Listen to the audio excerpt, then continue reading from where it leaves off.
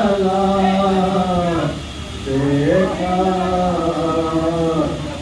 کہ ہم لوگ نے کیا دیکھا رن مظلوم کی تو گر سے نقش بیان مٹا ہوا دیکھا کیسے ہم لوگوں نے کیا دیکھا جس نے اسلام کو کیا زندہ وہ شہادت کا معجزہ دیکھا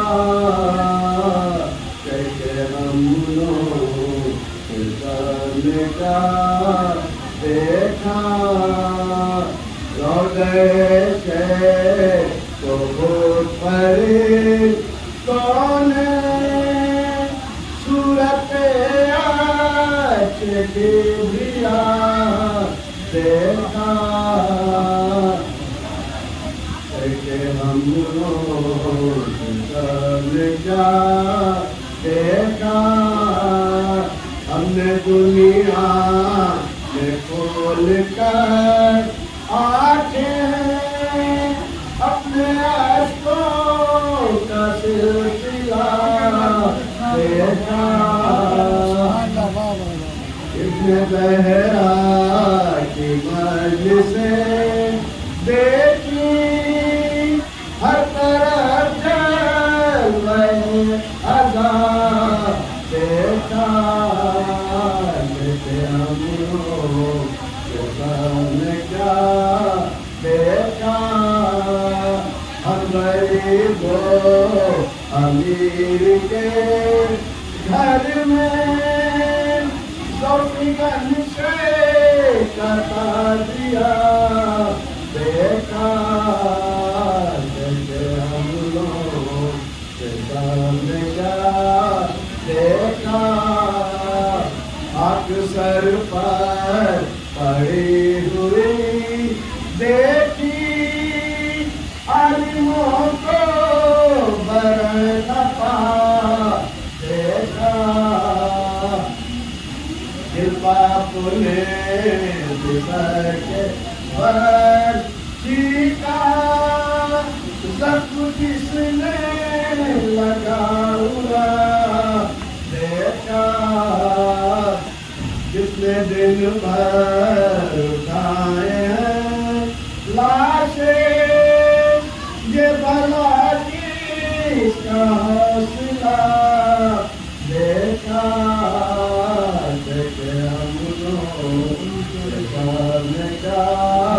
دیکھا صدر قسمت میں لوگ کہہ دیں گے صدر قسمت کے لوگ کہہ دیں گے صدر دنیا کے لوگ کہہ دیں گے ہم نے ایسا نسانیہ دیکھا کہ ہم لوگ نے کیا دیکھا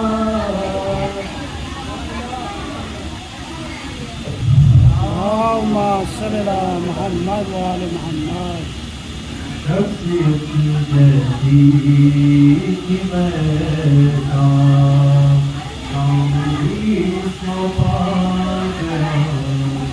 دو کٹے ہاتھوں پہ وزن کربلا رکھا گیا شخصیت جیسی اس کو کہتے ہیں سخاوت اس کو کہتے ہیں انام نہر کو پانی پلا کر نہر سے پیاسا گیا شخصیت جیسی دیکھ کر عباس کے رہوار کی رفتار کو، دیکھ کر عباس کے رہوار کی رفتار کو، خود ہواؤں کے ماتھے پر پسینہ گیا، شخصیت جیسی ویسا کانپتے ہونٹوں سے بولے گھاٹ کے سب پہرےدار، کانپتے ہونٹوں سے بولے گھاٹ کے سب پہرےدار، شیر حیدر آ رہا ہے گھاٹ سے قبضہ گیا، شخصیت جیسی تھی ویسا، ایک طرف رومال زہرا، ایک طرف پائے حسین۔ جناب محسن جعفری صاحب کو دعا کر دیے گا تمام مومنین کو۔ ایک طرف رومال زہرا، ایک طرف پائے حسین، آنسوؤں کے پیچھے پیچھے پھر کہاں تک آ گیا، شخصیت جیسی ویسا، حق کے مولا تو ادا کر اے بلال کاظمی، حق کے مولا تو ادا کر اے بلال کاظمی، ساری دنیا میں تجھے منبر سے پہچانا گیا، شخصیت جیسی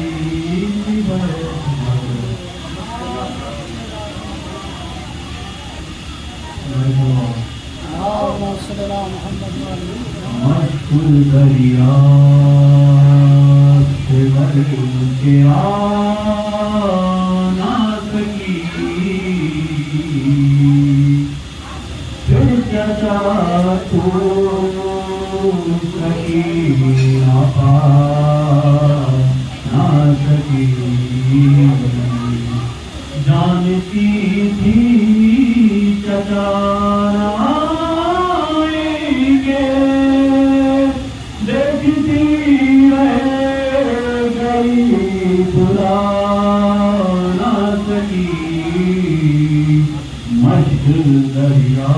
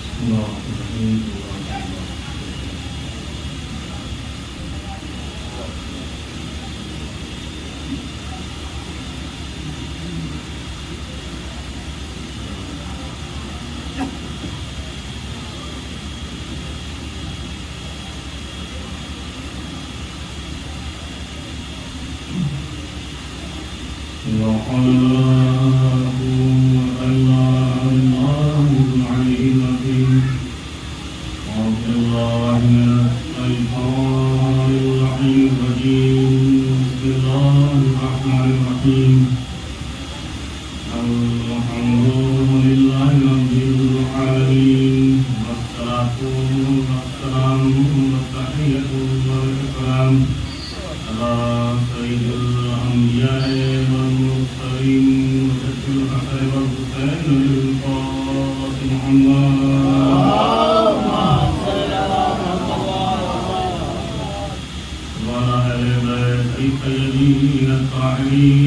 المحسنين المنتقمين المنتقدين الذين أذهب الله عنهم الرجس وطهرهم تطهيرا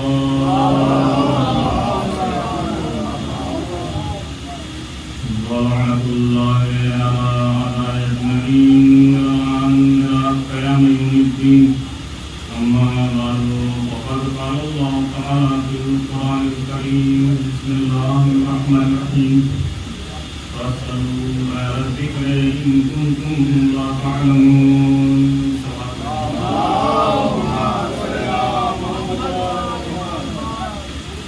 حاضرین گرامی قدر،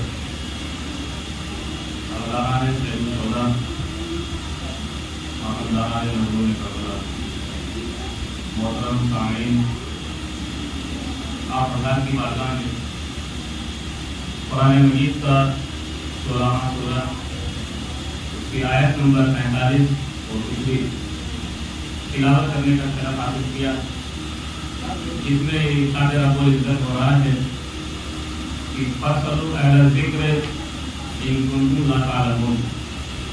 اہل ذکر سے سوال کرو اگر تم نہیں جانتے. آج سوال اور جواب کی دنیا قائم ہے. انسان اگر منزلوں کو طے کرتا ہے، کامیابی کی منزلوں کو، تو وہ کسی سوال کی منزل سے گزر کے جب اچھا جواب دے دیتا ہے، ایک کامیابی کی منزل کو سر کرتا ہے. ہمارے قوم کے بچے یا جتنے بھی بچے ہیں ایگزام میں کمپٹیشن کو فیس کرتے ہیں، بیٹھتے ہیں، جو کوشچن پیپر آتے ہیں، جو سوال نامہ ہوتا ہے، اس میں بھی سوال تحریر رہتے ہیں، اس میں بھی کوشچن ہوتے ہیں، اس میں جواب لکھنا رہتا ہے، تحریر کرنا رہتا ہے. قرآن بھی پوری عالم انسانیت کو دعوت دے رہا ہے. کوئی قید نہیں، کوئی پابندی نہیں آیت میں. یہ نہیں کہا کہ اے ایمان والو تم پوچھو، اے اہل اسلام تم پوچھو. کسی مسلک کسی فرقے سے قرآن کی اس آیت نے پابند نہیں کیا، بلکہ پوری عالم انسانیت کو چیلنج کیا اور کہا کہ اہل ذکر سے سوال کرو اگر تم نہیں جانتے ہو. فاسألوا اہل الذکر ان کنتم لا تعلمون. اہل ذکر سے سوال کرو، اہل ذکر سے پوچھو اگر تم نہیں جانتے ہو. عزیزو، کون جانتا ہے؟ اہل ذکر جانتے ہیں. کون نہیں جانتا؟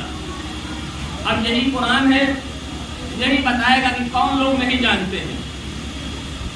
تو قرآن کی آیت میں ارشاد ہوا کہ واللہ اخرجکم من بطون امہاتکم لا تعلمون شیئا.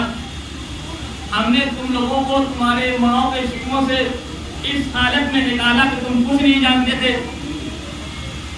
اس کا مطلب یہ ہوا کہ ایک طبقہ وہ ہے جو نہیں جانتا ہے، ایک طبقہ وہ ہے جو جانتا ہے. جو جانتا ہے اس کو اہل ذکر کہتے ہیں.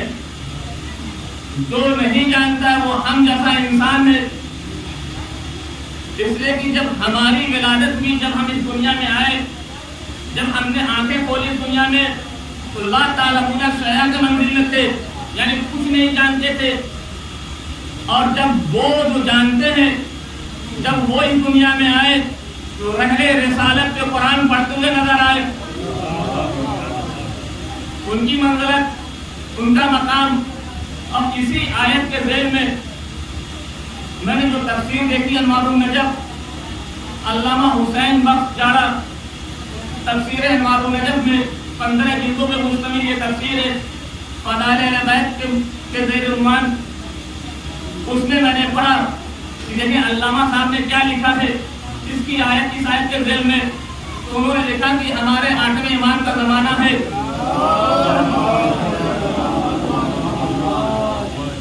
اور مامون کا دربار ہے.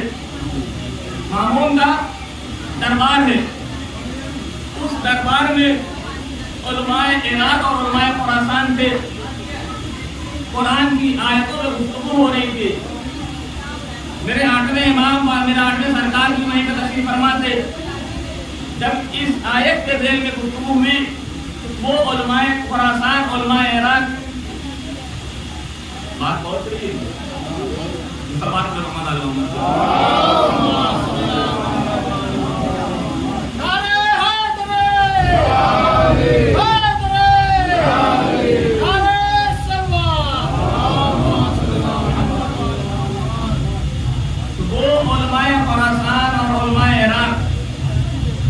وہ کہتے ہیں کہ اس آیت سے مراد یعنی اہل ذکر سے مراد یہاں پہ یہود و نصارہ کو علماء مراد دیے جاتے ہیں.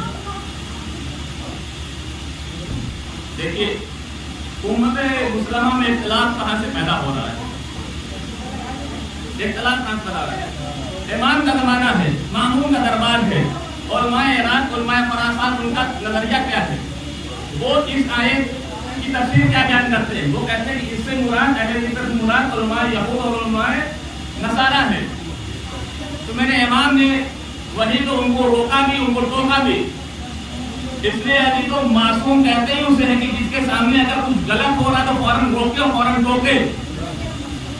اس لیے کہ حدیث اس کو کہتے ہیں کہ پہلے معصوم کو بھی حدیث کہتے ہیں, قول معصوم کو بھی حدیث کہتے ہیں, تقریر معصوم کو بھی حدیث کہتے ہیں.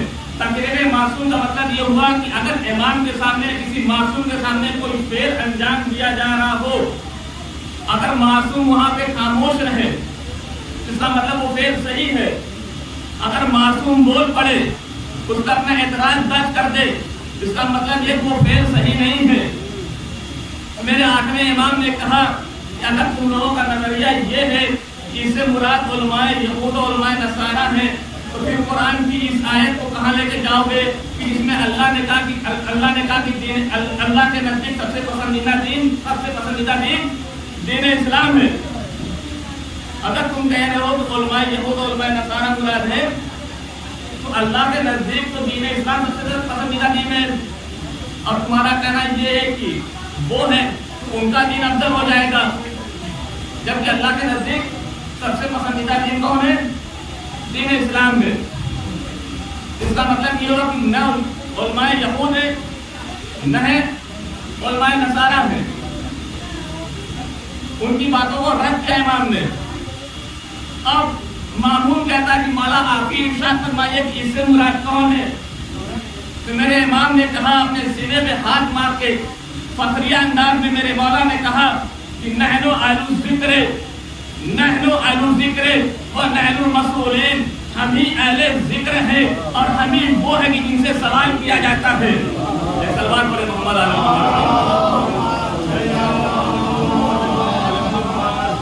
امام نے اپنے سینے پہ ہاتھ مار کے فخریہ انداز میں بانداب افتخار کہا کہ ہم ہی وہ ہے کہ ان سے سوال کیا جاتا ہے. ہم ہی اہل ذکر ہیں. عزیزو ہم ہی اہل ذکر ہیں. اب قرآن اشارہ کرتا ہے اپنے علم کو اپنے علم کو پھیلانے کے لیے. علوم قرآن کہاں ملتا ہے, علوم اہل بیت کہاں آپ کو ملے گا. قرآن اشارہ کرتا ہے, قرآن نام نہیں لیتا. قرآن کچھ انبیاء کے نام لیے لیکن جن کے سینوں میں قرآن کا علم ہے, جن کے سینوں میں قرآن کا علم ہے ان کا نام نہیں لیا قرآن نے. جائیے قرآن مجید کو کھولیے دیکھیے سورہ عنکبوت قرآن مجید کا 29واں سورہ, اس کو دیکھیں 49ویں آیت نمبر. آیت کا اعلان ہو رہا ہے کہ بل ہوا آیاتن بیناتن فی صدور الذین اوتوا العلم, بل ہوا آیاتن بیناتن فی صدور الذین اوتوا العلم وما یجحد بآیاتنا الا الظالمون. قرآن نے اشارہ کیا کہ یہ آیات بینات, یہ روشن آیتیں ان کے سینوں میں ہیں جو صاحبان علم ہیں. کیونکہ مجھے ایک منزل تک پہنچنا ہے. مولا عباس کا علم سجا ہوا ہے, مولا عباس کے علم تک مجھے پہنچنا ہے. اسی لیے میں علم کی وادیوں سے آپ لوگ کو سفر کرا رہا ہوں. قرآن کی آیتوں میں آپ دیکھیں اللہ نے کہا کہ یہ علوم اہل بیت, یہ علوم قرآن, یہ علوم الہیہ ان کے سینوں میں ہے کہ جن کے پاس اتنا علم ہے. آیت یہیں پہ تمام ہو جاتی تو میں بھی خاموش ہو جاتا، لیکن آیت یہیں پہ تمام نہیں ہوئی. آیت نے آگے بڑھی اور کہا وَمَا يَجْحَدُ بِآيَاتِنَا إِلَّا الظَّالِمُونَ. ہماری آیتوں کا انکار وہی لوگ کریں گے جو ظالم ہوں گے. بھائی ترجمہ کرنا میرا کام ہے، سمجھنا آپ کا کام ہے. چاہے ماضی میں کسی نے ظلم کیا ہو، چاہے حال میں کوئی ظلم کر رہا ہو، وہ قرآن کی آیتوں کا انکار کر رہا ہے. اس کا مطلب یہ ہوا جو قرآن کی آیتوں کا انکار کرے وہ ظالم ہے. یہ سوال پڑے محمد علی محمد پہ.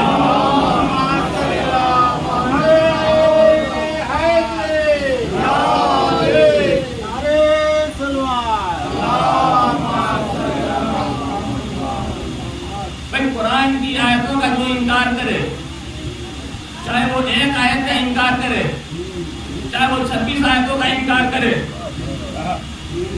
قرآن کی نگاہ میں وہ ظالم ہے. قرآن کی نگاہ میں وہ ظالم ہے. قرآن یہیں کا خاموش نہیں ہوا. سورہ لقمان میں سورہ نمبر 31 جا کے دیکھیں آیت، ایک دو صفت اور بیان کی قرآن نے. ایک آیت کے جز میں وَمَا يَجْحَدُ بِآيَاتِنَا إِلَّا كُلُّ خَتَّارٍ کفور. ہماری آیتوں کا انکار وہی کرے گا جو عہد شکن ہوگا، جو عہد کو توڑنے والا، جو وعدے کو توڑنے والا ہوگا، جو ناشکرا ہوگا.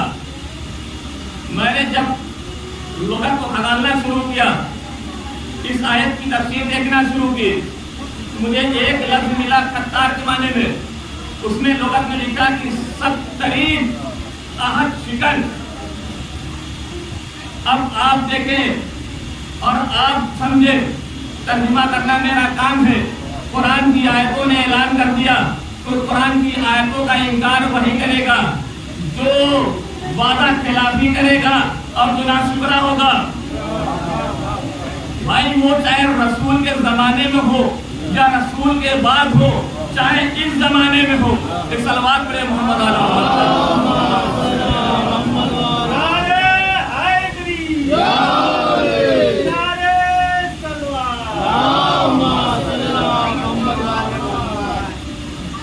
جو بھی قرآن کی آیتوں کا انکار کر رہا ہے وہ ظالم ہے، وہ غدار ہے، وہ ناشکرا ہے.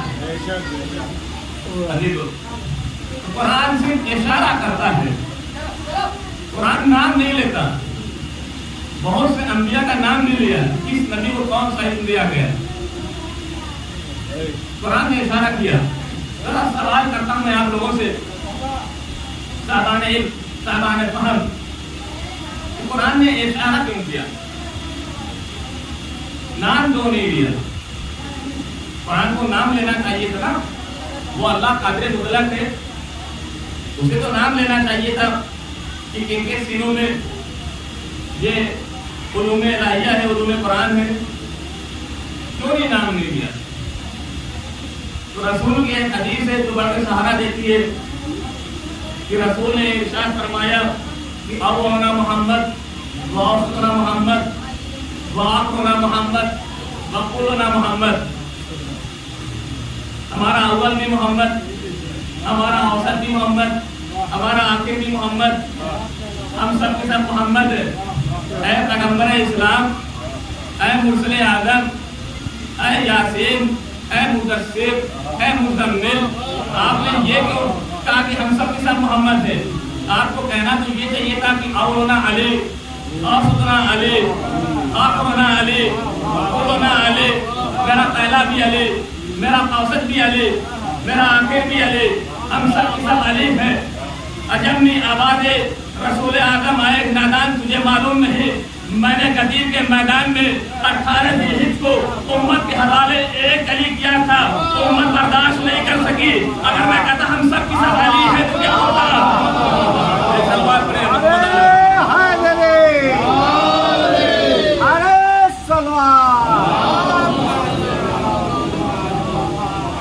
بھائی ایک علی کو پیش کیا تھا، امت بتا دی. اگر میں کہتا ہم سب کی سب علی ہے، قرآن نے بھی اشارے کیے. قرآن نے نام نہیں لیے، قرآن نے اشارے کیے، نام نہیں لیے. اب ظاہر سی بات ہے کہیں نہ کہیں یہ اشارہ کھلے گا اور اس دروازے پہ پہنچیں گے، اس مقام پہ پہنچیں گے جہاں پہ علم ہی علم ہے، جہاں پہ علم ہی علم ہے. دیکھیے قرآن مجید میں بہت سے انبیاء کا تذکرہ ہے، بہت سے انبیاء کا تذکرہ ہے، اور ان انبیاء کے تذکرے ساتھ ساتھ اللہ نے یہ بھی بتایا کہ کس نبی کے پاس کون سا علم ہے. جناب آدم علیہ السلام کا ذکر کیا سورہ بقرہ میں، تو یہ ارشاد ہوا کہ وَعَلَّمَ آدَمَ الْأَسْمَاءَ كُلَّهَا. سورہ بقرہ وَعَلَّمَ آدَمَ الْأَسْمَاءَ كُلَّهَا، ہم نے آدم کو کل اسماء کا علم دے دیا، ہم نے آدم کو کل اسماء کا علم دے دیا. لوگ توجہ کیجیے اس ضمیر پہ کہ جناب آدم کے پاس کون سا علم ہے؟ اسماء کا علم ہے. اب وہ اسم گرامی کون کیا ہے، وہ نام کون سے؟ اسم معنی نام ہوتا ہے، اسم کی جمع اسماء ہے. جناب آدم علیہ السلام کے پاس اسماء کا علم ہے. وہ اسماء کون ہے؟ وہ اسماء کون ہے؟ آج کون سا دن ہے؟ جمعہ کا دن، کل شب جمعہ. آپ نے ہر کسی کے سامنے سنا ہوگا، حدیث کے ساتھ بات ہے نا، اللہم انی اسألک بحق محمد فانت المحمود. آدم نے انہی اسماء کا ذکر کیا. جناب آدم کے پاس جو علم ہے، اس کا مطلب یہ ہوا عزیزوں کہ وہ اسماء چاہے کوئی بھی ہو، لیکن اتنی عظیم ہستیاں اور شخصیات ہیں کہ اللہ کی نگاہ میں وہ علم ہے، وہ نام ہی علم ہے. اس لیے کہ میرے معصوم نے ارشاد فرمایا کہ ہم صرف نام، ہمارا نامی نام نہیں ہے بلکہ ہمارا نامی اسم اعظم ہے. بھائی معصوم کا قول ہے، ہمارا صرف نامی نام نہیں ہے، علی علی نہیں ہے بلکہ ایک اسم اعظم ہے، حسن حسنی نہیں ہے بلکہ ایک اسم اعظم ہے، حسین حسینی نہیں ہے بلکہ ایک اسم اعظم ہے. بھائی ایک جملہ کہنے کی اجازت چاہوں گا. جناب آصف بن برقیہ کے پاس اسم اعظم کا صرف ایک علم تھا. تخت بلقیس ملک یمن سے لے کر آتے ہیں، فلک سمجھنے سے پہلے خدا کا شکر کہ ہماری قوم کے پاس 12 اسم اعظم ہے. محمد علی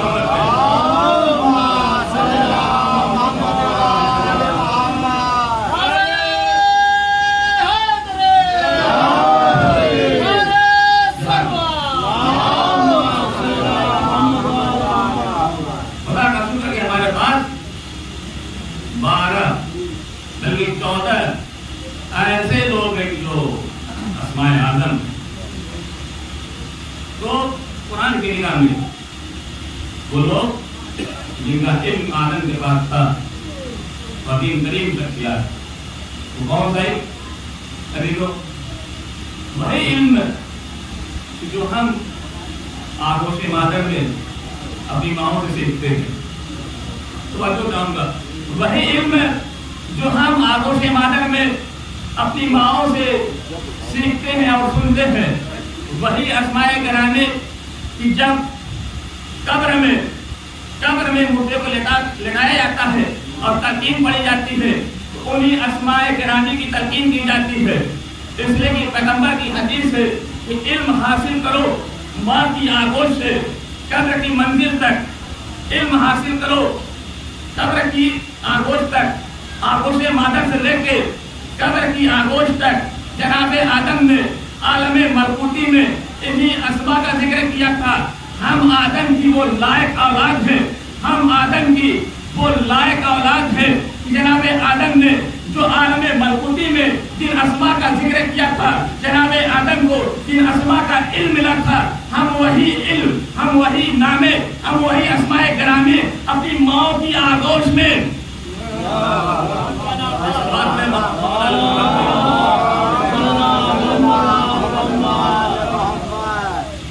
بھائی اچھا بیٹا وہی ہوتا ہے جو وراثت کو آگے بڑھا دے. تو جناب عالم ملکوتی میں جو اسماء گرامی کا کیا اسی اسماء گرامی کا ذکر ہم آغوش مادر میں کرتے ہیں، اور صرف آغوش مادر ہی میں نہیں کرتے ہیں بلکہ قبر کی منزل تک کرتے ہیں انہی اسماء کا۔ تو جناب آدم علیہ السلام کے پاس علم اسماء، اس کے بعد ارشاد ہوا جناب عیسیٰ علیہ السلام کے متعلق وَإِذْ عَلَّمْتُكَ الْكِتَابَ وَالْحِكْمَةَ وَالتَّوْرَاةَ وَالْإِنْجِيلَ، جناب عیسیٰ کو ہم نے کتاب کا علم دیا، حکمت کا علم دیا، اور توریت کا علم دیا، اور انجیل کا علم دیا۔ اس کا مطلب یہ ہوا عزیزوں کہ یہاں بھی اللہ نے جناب عیسیٰ علیہ السلام کے علم کو محدود کیا، کتاب کا علم، حکمت کا علم، توریت کا علم، انجیل کا علم، ٹھیک؟ جناب آدم علیہ السلام کے پاس کون سا علم ہے؟ اسماء کا علم ہے۔ جناب عیسیٰ علیہ السلام کے پاس کتاب کا، حکمت کا، توریت کا، انجیل کا۔ اور آگے بڑھیے، جناب سلیمان علیہ السلام کی زبانی قرآن میں ارشاد ہوا سورہ نمل میں وَقَلِّمْنَا مَنْطِقَ الطَّيْرِ، وَقَلِّمْنَا مَنْطِقَ الطَّيْرِ، اللہ نے مجھے، ہمیں چرند پرند کی بول چال کا علم دیا، اس لیے کہ جناب سلیمان کی حکومت صرف روئے زمین پہ نہیں تھی، چرند پرندوں پہ تھی، جناتوں میں تھی، دریاؤں کے مخلوقات پہ بھی تھی۔ اسی لیے قرآن ارشاد فرما رہا ہے جناب سلیمان علیہ السلام کے زمانے کو وَقَلِّمْنَا مَنْطِقَ الطَّيْرِ، ہمیں چرند پرند کی بول چال کا علم دیا گیا، وَأُوتِينَا مِن كُلِّ شَيْءٍ، ہمیں شے میں سے، ہر شے میں سے کچھ عطا کیا گیا۔ کہ ہم ذرا غور کریں قرآن کی فصاحت اور بلاغت پر۔ جناب سلیمان علیہ السلام کی زبانی قرآن کہتا ہے کہ وہ اوتینا من کل شیء، ہمیں ہر شے میں سے کچھ عطا کیا گیا۔ بھائی جناب سلیمان کی حکومت پوری کائنات پہ تھی، قرآن کہہ رہا ہے کہ ہر شے میں سے کچھ عطا کیا گیا، کچھ عطا کیا گیا، کچھ عطا کیا گیا۔ یہ ہے جناب سلیمان کہ جن کی حکومت چرند پرند پہ تھی، دریاؤں کے مخلوقات پہ تھی، فضاؤں پہ تھی، جناتوں پہ تھی، لیکن قرآن کہہ رہا کچھ عطا کیا گیا۔ لیکن حالت رکوع میں میرے مولا نے ایک صاحب کو جو انگوٹھی دی، مفسرین لکھتے ہیں کہ وہ انگوٹھی وہی تھی کہ جس کے ذریعے سے جناب سلیمان حکومت کرتے تھے۔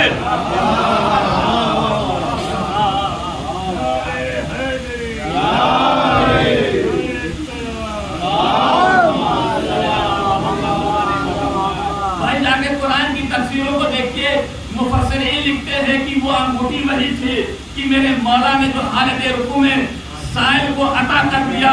مفسرین لکھتے ہیں کہ وہ انگوٹھی کوئی اور نہیں تھی، اسی انگوٹھی کے ذریعے سے جناب سلیمان حکومت کرتے تھے۔ اس انگوٹھی پہ اس میں آدم گندا تھا، اس انگوٹھی پہ ایک اس میں آدم گندا تھا، تو ایک اس میں آدم کے ذریعے سے جناب سلیمان حکومت کرتے ہیں پوری کائنات پہ۔ جس کے پاس اس میں آدم کا 72 علم ہو، وہ مولا کائنات نہیں ہوگا تو کون ہوگا؟ سلوات پہ محمد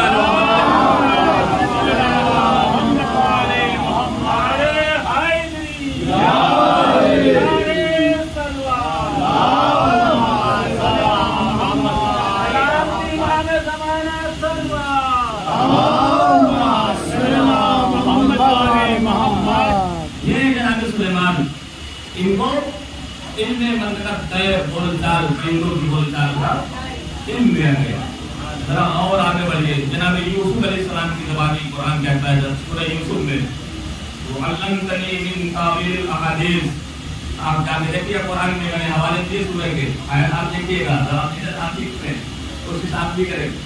جناب یوسف علیہ السلام کی زبانی قرآن کہتا ہے وَعَلَّمْتَنِي مِن تَأْوِيلِ الْأَحَادِيثِ، اللہ نے مجھے علم تعبیر رویا یعنی خواب کی تعبیر کا علم دیا۔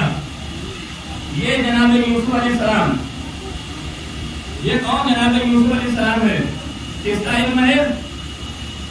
تعبیر رویا، خواب کی تعبیر بتانے کا علم جناب یوسف علیہ السلام کے پاس۔ ذرا اور آگے بڑھے، جناب خضر علیہ السلام کے پاس چلے، قرآن سے پوچھے کہ جناب خضر کے پاس کون سا علم تھا؟ جناب خضر کا نام تو سنا ہوگا، جناب موسیٰ، جناب خضر کے وہ سوالات قرآن قرآن کی آیتوں میں محفوظ ہے، قرآن کے سیروں میں، قرآن کے پاروں میں، قرآن کی آیتوں میں ہے. نام وقت میں گنجائش نہیں ہے، کیونکہ مجھے ایک منزل تک پہنچنا ہے، اس لیے میں یہ گزارش کر رہا ہوں. تو جناب خضر علیہ السلام کے پاس ارشاد ہوا تو اللہ نہ ہو من لدنا علم، جناب خضر کو ہم نے علم لدنی عطا کی. جناب خضر علیہ السلام کو علم لدنی عطا کی. اس کا مطلب ہوا پروردگار اگر اس میں علم اسما چاہیے تو جناب آدم علیہ السلام کے پاس جائے. اگر کتاب و حکمت اور تورات و انجیل کا علم چاہے تو جناب عیسیٰ علیہ السلام کے پاس جانا پڑے گا ہمیں. اگر ہمیں علم تعبیر رویا یعنی خواب کی تعبیر کا علم چاہیے تو جناب یوسف علیہ السلام کے پاس جانا پڑے گا. اگر علم لدنی اگر ہمیں حاصل کرنا ہے تو جناب خضر علیہ السلام کے پاس جائے. توجہ ہے، یہ تمام علوم آپ نے انبیاء کے درمیان بانٹ دیے. اے پروردگار، کہیں علم اسما آدم کے پاس، علم لدنی جناب خضر علیہ السلام کے پاس، کیا اچھا ہوتا کہ یہ سارے علوم ایک کے پاس ہوتے. دیکھیے کیا اچھا ہوتا کہ علم اسما بھی ایک شخصیت میں ہوتی، ایک شخصیت میں ہوتا. علم لدنی بھی کسی ایک ذات میں ہوتا. علم تعبیر رویا بھی کسی ایک ذات میں ہوتا ہے کہ نہیں. علم منطقت طیر بھی کسی ایک ذات میں ہوتا. پروردگار کیا وہ کون سی ذات ہے؟ قرآن کھولو، سورہ نساء کو پڑھو، ارشاد رب العزت ہوا جو اللہ کا مالن تکن تعلم. اے میرے حبیب، ہم نے وہ سب آپ کو علم دے دیا جو آپ نہیں جانتے تھے. وَعَلَّمَكَ مَا لَمْ تَكُنْ تَعْلَمْ. اے میرے حبیب، اے میرے رسول، اے میرے یاسین، اے میرے مدثر، ہم نے آپ کو وہ سب کچھ پڑھا دیا جو آپ نہیں جانتے تھے. یعنی اس کا مطلب یہ ہوا عزیزو کہ علم اسما بھی ان کے پاس، علم منطقت طیر بھی ان کے پاس، علم لدنی بھی ان کے پاس.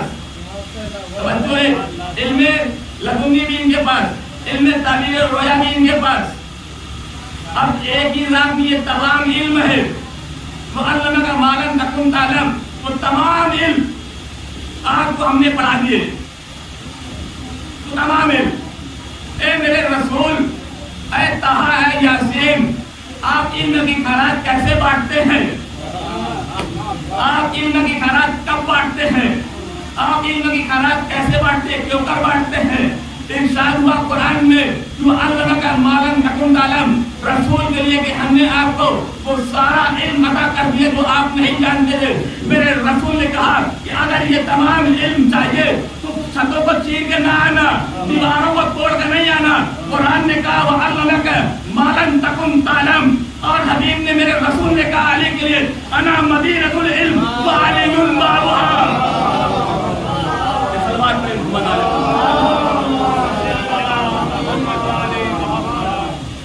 اگر یہ علم چاہیے، علم کی بھیک، علم کی خیرات چاہیے، علم کی زکات چاہیے، دیواروں کو چیر کے نہیں، دیواروں کو توڑ کے نہیں، چھتوں کو چیر کے اور توڑ کے نہیں، بلکہ اجازت ہو تو پرناروں سے نہیں،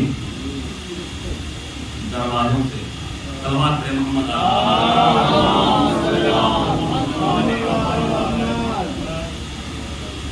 دروازے سے.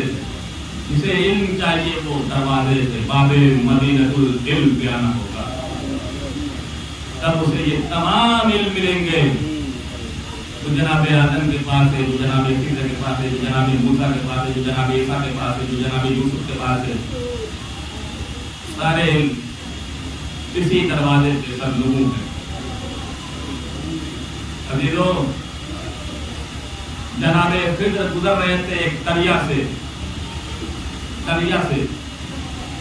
دیکھا کہ ایک پرندہ آیا، دریا میں چوٹ ماری، دریا کا ایک قطرہ آب فضا میں بلند ہوا، پھر وہی پانی اسی دریا میں گیا. جناب خضر نے اس منظر کو دیکھا، ملاحظہ کیا، دونوں ہاتھوں کو بلند کیا، پروردگار یہ ماجرا کیا ہے؟ اس لیے کہ تمہارا کوئی بھی فعل حکمت سے خالی نہیں ہوتا، तुम्हारा कौली से हिकमत से खाली नहीं होता। आवाज़ कुदरत आई जनाबे फितरत, अपने इल्म पे नाज न करना। देखो तुम्हारा इल्म, तुम्हारा अब देखिए हज़रत अहले बैत के इल्म का मकाम देखिए कि तुम्हारा इल्म इस एक कतरे आग के मिस्र है और ये दरिया उलूम अहले बैत है। सलवात पे मोहम्मद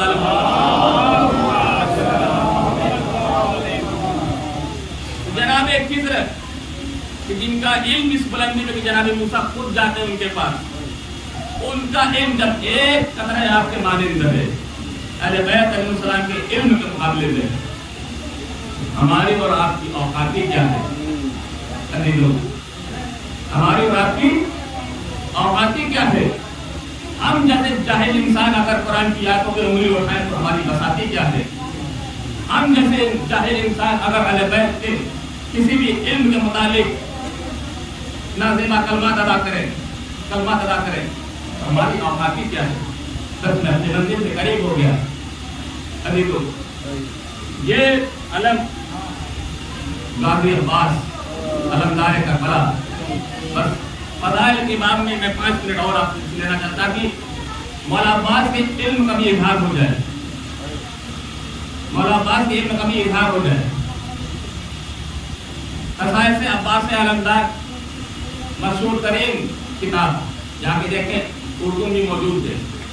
दूसरी किताब अल अब्बास, और बहुत सी किताबें जो मैंने पढ़ी और देखी, मैं जो पढ़ता हूँ वही सुनाता हूँ। मैंने खुद इस वाक़े को पढ़ा, मेरे मोबाइल में वो वाक़या अभी भी है, मैंने उसको शार्ट स्क्रीन किया। क़साइस अब्बास अलमदार, उसमें लिखा है कि करबला में औहदे इल्मिया में, करबला के औहदे इल्मिया में चंद उलमा बैठे हुए थे और गुफ्तगू हो रही थी मौला अब्बास के इल्म पे। किस पे? मौला अब्बास के इल्म पे गुफ्तगू हो रही थी, बातचीत हो रही थी। उसमें एक आलिम ऐसा था कि जिसे अपने इल्म पे बड़ा गुरूर था, बड़ा नादा था, वो अपने इल्म पे बड़ा मगरूर था, मुतकब्बिर था। उसने कहा कि जो इल्म मेरे पास है वही इल्म मादअल्लाह उनके पास है।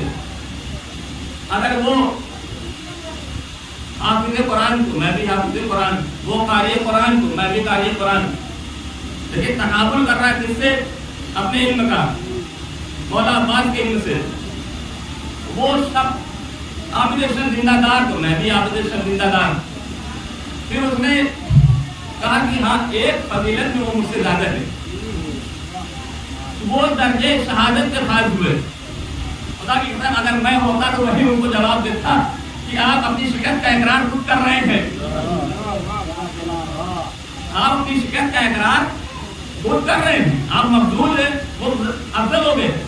इसलिए कि आपने जहाँ कहा कि वो भी साहिब इल्म, मैं भी साहिब इल्म, वो भी हाफिज़ जिंदादार, मैं भी हाफिज़ जिंदादार, वो भी हाफिज़ कुरान, मैं भी हाफिज़ कुरान, वो भी कारी कुरान, मैं भी कारी कुरान, फिर आप यही कहते हैं, आप ये भी कहते हैं कि हाँ एक फजीलत को मुझसे ज्यादा है, इसका मतलब है कि आप मफजूल हो गए, तो अफजल हो गए। जितने और उलमा थे उन्होंने लाहौल वाला कुव्वत पढ़ा और कहा कि सुनो, खुदा की कसम आलिम हो तो ऐसा ही हो, जहाँ गलत हो रहा है वहां पे बोले। अगर आलिम खामोश हो जाए तो वो आलिम नहीं है, वो हम जैसा जाहिल है। उलमा ने कहा कि सुनो, तुमने जो इल्म हासिल किया तो तुम इस दुनिया में आके इल्म हासिल किए हो, तुमने जो इल्म हासिल किया तुमने उलमा से इल्म हासिल किया। मेरे मौला अब्बास ने जो इल्म हासिल किया वो अइम्मा से इल्म हासिल किया। फिर कहा कि तुम्हारा इल्म ज़न्नी है, ज़न्नी है यानी शक्ति मंजिल में है, मेरे मौला अब्बास का इल्म यकीनी है। लेकिन वो मगरूर नहीं माना, नशीश बर्दाश्त हुई, अपने अपने घरों को चले गए। और उसके बाद जाहिर सी बात है मौला के चाहने वाले थे दिगर उलमा, बहुत बेकरार थे, کہ پتہ نہیں کیا ہوگا اس کا انجام، کیونکہ اس کی شان میں اس نے جسارت کی کہ جس کی جلالت پوری دنیا میں مشہور ہے، جس کی ہیبت آج بھی باقی ہے۔ ابھی لوگ یہ بھی اپنے گھر آیا، رات ہوئی، بستر پہ گیا، آنکھ بند ہوئی، عالم خام میں کیا دیکھتا کہ ایک عظیم الشان محفل سجی ہوئی ہے، اور اس محفل میں صرف عالم ہی عالم، علماء ہی علماء ہے۔ پھر وہ کیا دیکھتا ہے کہ ایک بزرگوار تشریف لا رہے ہیں جو جلالت مآب ہے، جو الہی نور سے مزین ہے، جن کے چہروں سے الہی نور ٹپک رہا ہے، وہ عالم خام میں دیکھ رہا ہے۔ تمام علماء پڑھ کے استقبال کرتے ہیں، صدر مجلس میں ایک کرسی رکھی ہوگی، وہاں بیٹھاتے ہیں۔ اب اس سے رہا نہیں گیا، یہ پڑھ کے ایک صاحب سے پوچھا یہ کون ہے اتنی عزت ہو رہی ہے، اتنی تعریف، اتنی تقریم؟ اس نے کہا کہ تجھے معلوم نہیں یہ کون ہے؟ کہ یہ حضرت ابو الفضل عباس ابن امیر المومنین ہے۔ سنیں، ابھی فضائل کے باب میں ہوں، اور عباس کے علم کو سنیں، بہت کم بیان ہوتا ہے۔ آپ کتاب میں جا کے دیکھیں، حضرت عباس علمدار کتاب کا نام ہے۔ مذاہب میں تو ملابات کا ذکر ہوتا ہے، شجاعت کے حوالے سے ذکر ہوتا ہے، حیبت کے حوالے سے ذکر ہوتا ہے، دبدبے کے حوالے سے گفتگو ہوتی ہے، علمداری کے حوالے سے مولا عباس پہ گفتگو ہوتی ہے، لیکن بہت کم ہی علم کے حوالے سے گفتگو ہوتی ہے۔ اسی لیے میں نے چاہا کہ علم ہی کو موضوع قرار دوں۔ وہ کہتا ہے کہ عالم یہ ہو گیا کہ میں گش کی عالم میں چلا گیا، وہ چاہتا میں گر جاتا، لیکن فضل الہی شامل حال ہوا، میں نے اپنے آپ کو سنبھالا، اپنے آپ کو سنبھالا۔ اب وہ کہتا ہے عزیزو، اور یہ کام بیان کر رہا ہے کس سے بیان کر رہا ہے؟ ان علماء سے جن کے درمیان اس نے یہ گستاخی کی تھی، بےادبی کی تھی۔ جب بیان کر رہا ہے، جب وہ علماء، وہ عالم دین جب اگلے دن صبح میں آئے کہ چلو دیکھے تو اس کا انجام کیا ہوا، آئے اس کے دروازے پہ دخل باب کیا، دروازہ کھلا، اندر سے آواز آئی کہ وہ یہاں پہ نہیں ہے، وہ روضے ابو الفضل عباس پہ گئے ہوئے ہیں۔ وہ تمام علماء آئے اور عجیب منظر دیکھا، خدا کی قسم دیکھیے گا، عجیب منظر دیکھا وہ علماء نے۔ کیا دیکھا؟ یہ عالم دین جس نے بے ادبی کی تھی، اس کے گلے میں رسی ہے، اس کے گلے میں رسی ہے، اور رسی کا ایک سرا روضے اطہر سے بنا ہوا ہے۔ آپ نے غور نہیں کیا، اور علماء نے کیا منظر دیکھا؟ یہ دیکھا کہ اس نے خود اپنے گلے میں رسی باندھ رکھی ہے، یہ خود اپنے گلے میں رسی باندھ رکھی ہے، اور رسی کا دوسرا سرا کہاں ہے؟ روضے اطہر سے بنا ہوا ہے۔ عزیزو، جب مولا عباس کی شان میں کوئی گستاخی کرتا ہے تو اس کا انجام یہی ہوتا ہے، اس کا انجام یہی ہوتا ہے۔ یہ مولا عباس ہے، یہ مولا عباس ہے۔ مولا عباس کس گھرانے کے پرورتا ہے؟ جس اس گھرانے کے پرورتا ہے کہ جس گھر میں قرآن نازل ہوا، اب کوئی قرآن کی شان میں گستاخی کرے گا تو اس کا بیان آپ دیکھ لیں، اس کا بیان یہی ہے، میں اس منزل پہ آ گیا ہوں کہ خودکشی ہی میرا ایک راستہ بچا ہے۔ یہ سلوات پہ محمد آل محمد پہ اس نے مولا عباس کی شان میں گستاخی کی، گلے میں رسی باندھی، اور یہ قرآن کی شان میں گستاخی کی۔ خود ہی بیان دے رہا ہے کہ اب بس ایک ہی راستہ بچا ہے، اور وہ خودکشی کا راستہ ہے۔ ارے بس علماء نے منظر نے کہا، پوچھا کیا ہم دیکھ رہے ہیں؟ وہ بیان کرنا شروع کر، وہی آپ بیان کرنا شروع کیا۔ یہ دل شان محفل اور علماء کی محفل ہے، اور ایک بزرگوار آئے، بیان کیا۔ اب دیکھیں عزیزو، ایک ایک فرد کو میرا مولا آپ کو بیان کر رکھا، ایک ایک فرد کو میرا غازی سلام کرتا جا رہا ہے۔ خدا کی قسم، مولا عباس نے ایک ایک عالم دین کو سلام کیا، اور اس کو سلام نہیں، کتاب میں جو لکھا وہی پڑھ رہا ہوں، جس کا نام لے کے پکارا، خدا کی قسم۔ یہ ہے مولا عباس جو دنیا والوں کو پیغام دے رہے ہیں کہ دیکھو عالم دین کی قدر کرو، عالم دین یہ مولا عباس ہے، مولا عباس ہے، وہ کہہ رہے ہیں کہ عالم دین کی قدر کرنا سیکھو۔ ایک ایک عالم دین کو سلام کیا، لیکن جس نے بے ادبی کی تھی اس کے نام سے مخاطب ہوئے، اس کا نام لیا، وہ تعجب کی دنیا میں کھو گیا کہ میرا نام یہ کیسے جانتے ہیں۔ ایک مرتبہ میرے مولا نے کہا کہ تو تعجب کی دنیا میں کھو گیا ہے کیونکہ میں نے تمہارا نام لیا۔ ارے ہم تو وہ ہیں، میں تو ایسی آغوش میں پلا ہوں کہ جس کے ہاتھ میں ذوالفقار ہوتی تھی تو 70 نسلوں کو دیکھ کے چلتی تھی۔ ایک سلوات پڑھے محمد علی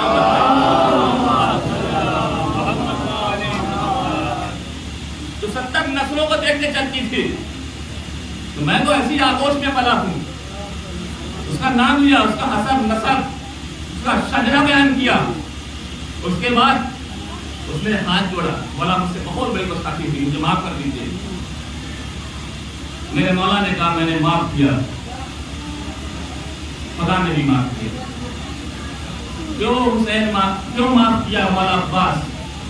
اس لیے کہ مولا عباس کا ایک لقب باب الحسین بھی ہے۔ خدا کی قسم، بس ایک منٹ اور باب فضائل میں مولا عباس کا ایک لقب باب الحسین بھی ہے۔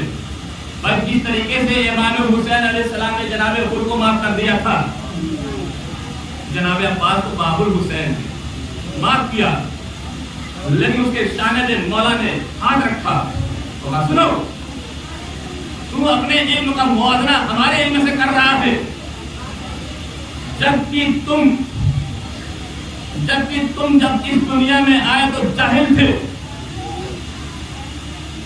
جبکہ تم جب اس دنیا میں آئے تو جاہل تھے، تم نے علماء سے علم حاصل کیا، اور میں اس کا بیٹا ہوں، جملہ سنیے گا، میں اس کا بیٹا ہوں کہ جس کے لیے سورہ رحمان میں ارشاد ہوا الرحمن علم القرآن خلق الانسان علمہ البیان۔ بھائی وہ میں اس کا بیٹا ہوں کہ وہ تخلیق سے پہلے ہی علم القرآن کی منزل میں ہے۔ بات ہے محمد علی محمد پہ،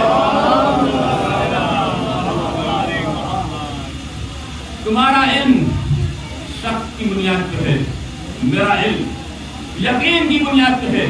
میرے مولا نے کہا کہ سنو، میں اس کا بیٹا ہوں کہ جس کا جملہ آج بھی تاریخ کے سینوں میں محفوظ ہے کہ میرے مولا کائنات نے کہا لو کشف الکتاب معرضت یقینا، یا آسمان کے حجابات میرے سامنے سے ہٹا دیے جائے تو میرے یقین میں اضافہ نہیں ہوگا۔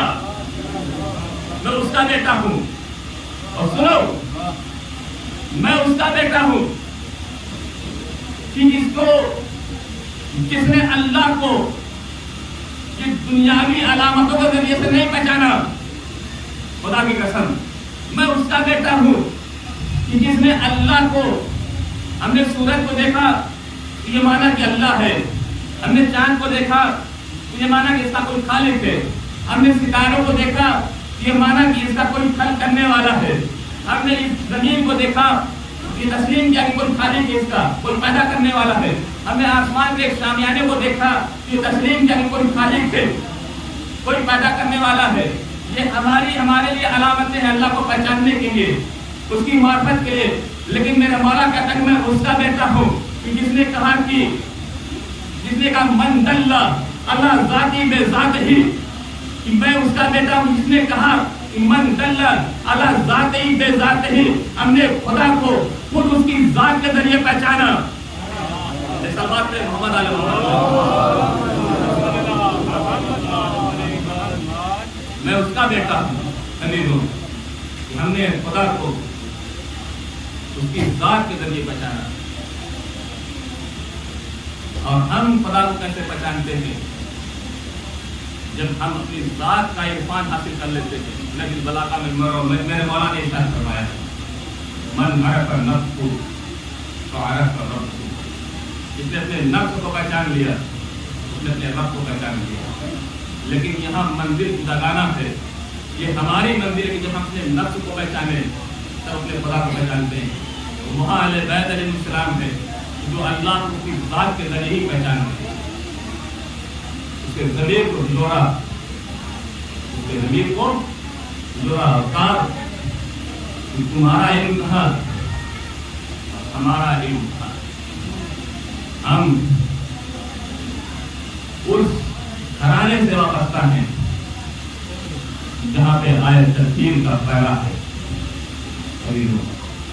یہ مولا عباس کے علم کی منزلت ہے. خدا کی قسم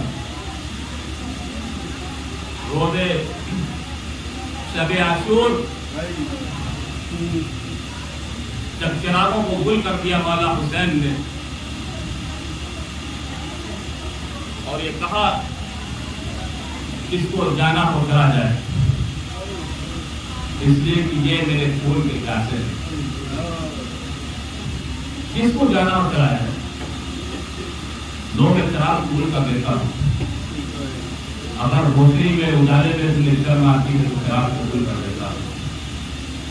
خدا کی قسم مقتل کا جملہ ہے، مقتل کا جملہ ہے.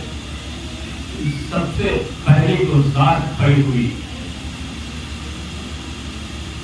جب چراغ کو روشن کیا گیا، سب سے پہلے جو سب سے پہلی ذات کھڑی ہوئی، جو شخصیت کھڑی ہوئی، کوئی اور نہیں مولا ابوالفضل عباس تھے. جو یہ کہہ رہے تھے کہ یہ فرزندے رسول ہم آپ کو چھوڑ کے چلے جائیں، یہ ہو ہی نہیں سکتا، یہ ناممکن ہے. پھر مقتل نے لکھا کہ حبیب نے مظاہر کھڑے ہوئے، اس کے بعد مسلم نے عہدہ کھڑے ہوئے اور تقریریں کی، اور تقریریں بھی وہ بھی بلبلے انگیز، وہ جو کہ تقریریں بھی مسلم نے عہدہ کہتے ہیں. اے فرزند فاطمہ زہرا، اے فاطمہ زہرا کے لال، اگر ہمیں 70 مرتبہ مارا جائے اور زندہ کیا جائے تب بھی ہم آپ کو چھوڑ کے نہیں جائیں. حضرت اللہ، حضرت اللہ. یہ ہے مولا عباس عزیزو، علم سجا ہوا ہے مولا عباس کا. یہ علم اس کی بھی ایک روایت ہے، شان ہے. خدا کی قسم پوری دنیا میں جب بھی علمداری کی بات آتی ہے تو تاریخ اسلام میں تو بہت بڑے بڑے علمدار گزرے ہیں. خدا کی قسم سب سے پہلے اگر کسی کا نام ہمارے ذہنوں میں آتا ہے تو عباس عباس کا آتا ہے. علمداری کی عظمت کو اور منزلت کو، اس کے مقام کو وہ عروج عطا کیا مولا عباس نے. شانے تو قلم ہو گئے لیکن علم کو جھکنے نہیں دیا. ہاں نہیں تو بس جنت کو تمام آپ کی عبادت کو تمام کرتا ہوں. خدا کی قسم 28 رجب کو جب یہ قافلہ مدینے سے نکل رہا ہے، قدم طے کر چکا، ایک شخص دوڑتا ہوا مولا حسین کے پاس آیا کہ قافلے کو روکا جائے. کیا ہوا کہ مادری ابوالفضل عباس پیچھے پیچھے ہاتھی کے قافلے کے. ماں کے احترام میں قافلہ روکا گیا. دیکھو جناب ام البنین نے مولا حسین کی خدمت میں ہاتھ کو جوڑا اور کہا مولا چند منٹ ہمیں دے دیجیے، عطا کر دیجیے، میں اپنے بیٹے عباس سے کچھ گفتگو کرنا چاہتی ہوں. دیکھیے مولا عباس نے کیسے وفاداری کو دکھایا، کیسے علمداری کو دکھایا. خدا کی قسم آپ کا بیٹا ہے، ماں آپ کا بیٹا ہے، آپ کا فرزند ہے. ابوالفضل عباس کو اپنے ہمراہ جنت البقیع ہے، ایک قبر پہ اپنا دایاں ہاتھ رکھا. عباس نے کہا بیٹا عباس تم بھی اپنا دایاں ہاتھ اس قبر پہ رکھو. عباس نے اپنا دایاں ہاتھ اس قبر پہ رکھا. بایاں ہاتھ کا بیٹا میرے سر پہ رکھو. غازی عباس نے اپنا بایاں ہاتھ اپنے ماں ابوالفضل کے سر پہ رکھا. کہا بیٹا یہ کس کی قبر ہے؟ کہ یہ شہزادی کونین کی قبر ہے. کہ تمہارا دایاں ہاتھ کہاں ہے؟ کہ شہزادی کونین کی قبر پہ ہے. کہ بیٹا تمہارا بایاں ہاتھ کہاں ہے، ماں آپ کے سر درد پہ ہے، کیا بیٹا مجھ سے وعدہ کرو جب تک یہ دونوں ہاتھ سلامت رہیں گے، اے بیٹا مجھ سے وعدہ کرو جب تک یہ دونوں اشارے تمہارے سلامت رہیں گے میری شہزادیوں کے سروں سے شادی نہیں چلنا چاہتے۔ اجرکم اللہ جزاک اللہ، خدا کو کوئی جنت سوائے جنت السلام کی۔ عزیزانو، قافلہ 2 محرم کو کربلا وارد ہوا اور 10 محرم کو جب مولا کی خدمت میں مولا عباس آتے ہیں، اب مجھے بھی اذن لگا دیجیے۔ میرا مولا کہتا ہے کہ تم تو میرے لشکر کے انداز ہو۔ ایک ہی جملہ کہا عباس نے، مولا وہ لشکر بھی کہا اس کا میں انداز تھا، جہاں لشکر چلا گیا وہاں مجھے بھی جانے کی اجازت دیجیے۔ عزیزو، مکتب میں ملتا ہے کہ کسی اثنا میں خیمے سے بچوں کے الکت کی صدائیں بلند ہوئی۔ خدا کی قسم، کوئی بچہ اگر پیاسا نظر آتا ہے، چاہے کسی کا بھی بچہ ہو، انسانیت تڑپ جاتی ہے۔ جگہ جگہ میں پانی اور سبیل کا اہتمام کیا جاتا ہے تاکہ انسانیت پیاسی نہ رہے۔ یہ کربلا میں بچوں کے کیا ظلم کیا گیا، چھوٹے چھوٹے بچے اللہ کی صدائیں بلند کر رہے ہیں۔ جب صدائیں بلند ہوئے تو کہا بھیا بچوں کی آواز تو آپ سن رہے ہیں، جی آقا جائیے سویرے آپ کیجیے۔ خدا کی قسم، اب خیمے میں جناب عباس آتے ہیں اپنی بہنوں کے پاس، شہزادیوں کے پاس، اس لیے کہ جناب زینب کو بھی بڑا ناز تھا، جناب ام کلثوم کو بھی بڑا ناز تھا، اہل حرم کو بھی بڑا ناز تھا، بہت ناز تھا اپنے بھیا کے شانوں پہ، بہت ناز تھا اپنے بھیا کی وفاداری پہ۔ آپ شہزادیاں، میں بھی اب رن میں جانا چاہتی ہوں۔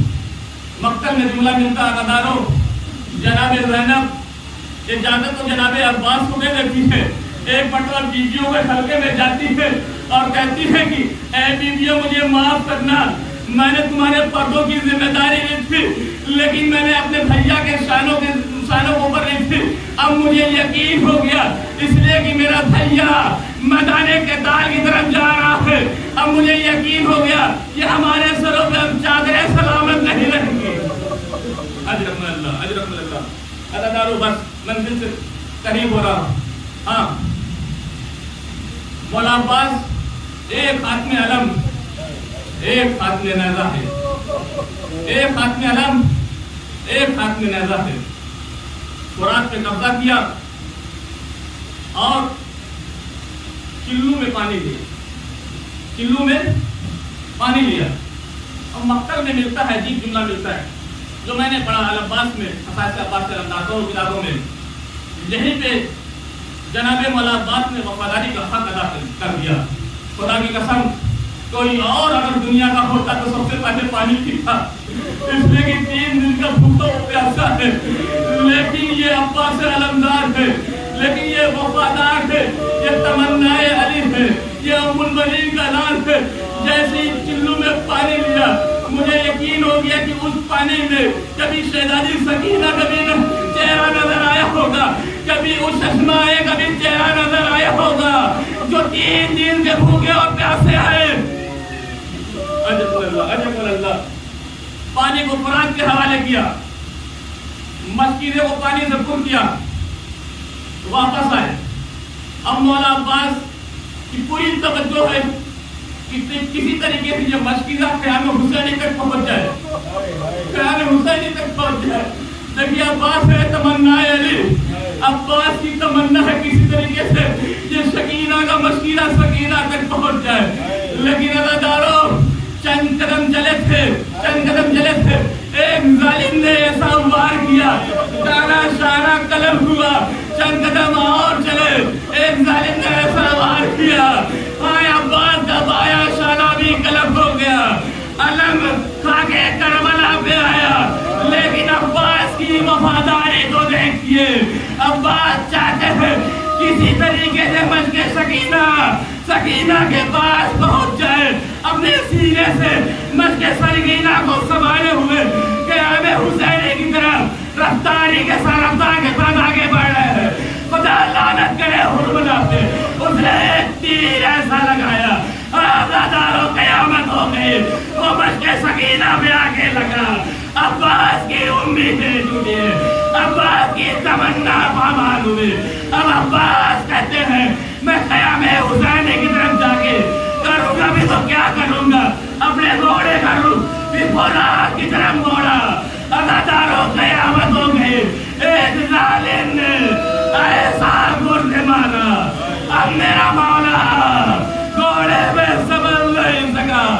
لیکن مجھے انصاف سے بتائے, جب کوئی شہید گھوڑے سے گرتا تھا تو اپنے ہاتھوں کو ٹیک لیتا تھا. ہائے ابا جب آگے کربلا پہ آیا ہوگا کیسے آیا ہوگا.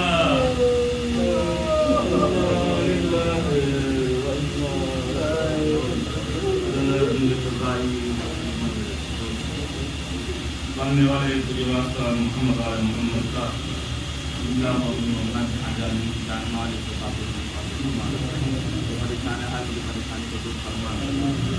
جو ہماری قوم کے بچے نوجوان تعلیم کرنے والے ان کو اللہ نے روا فرما. مولا عظیم جہاں میں کامیابی و کامیابی عطا فرما. جو سرپرست ابھی اس طرف متوجہ نہیں ہے اس لیے کہ زمانہ علم کا زمانہ ہے, کسی کو دے اور وقت دینا ہے, کسی پہ غلبہ حاصل کرنا ہے, بڑی اس لیے حاصل ہوتا ہے. جو لوگ ابھی علم کی طرف متوجہ نہیں ہیں خدا انہیں توفیق دے کہ وہ بچوں کو علم کی طرف ہمارے آخری امام کی حقوق میں تعریف ہمارے امام کو